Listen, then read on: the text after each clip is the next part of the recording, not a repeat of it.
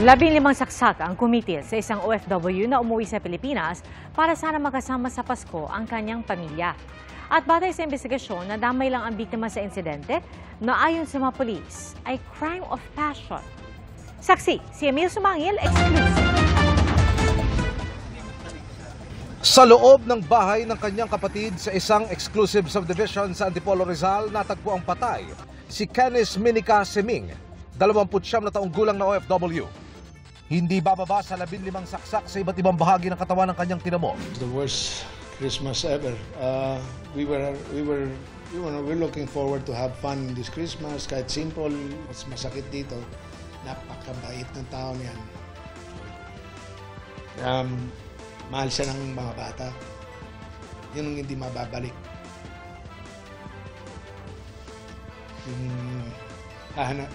Ang anak ko nga tawag sa kanya, Mami. She's a very good person. Didn't deserve this. Ang person of interest, si Art Tondo, dating tauhan ng pamilya na nauna ng pinaalis muna. I said that, made it in a nice way na magbakasyon ka muna. I already had some bad experiences with him through yung mga pera, pag-handle ng pera, pag-handle ng tao.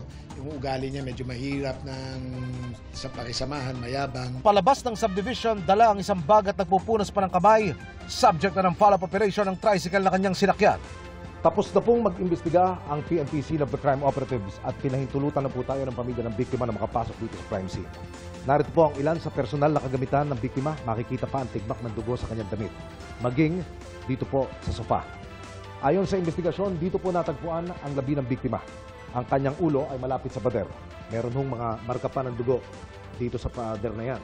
Ang kanyang paa ay narito po sa aking kanan. Meron din tigmak ng dugo sa flooring. Ayon sa investigasyon, mga kapuso, hindi pa basta umalis ang suspect at nagpunta muna ito sa maid's quarter dito.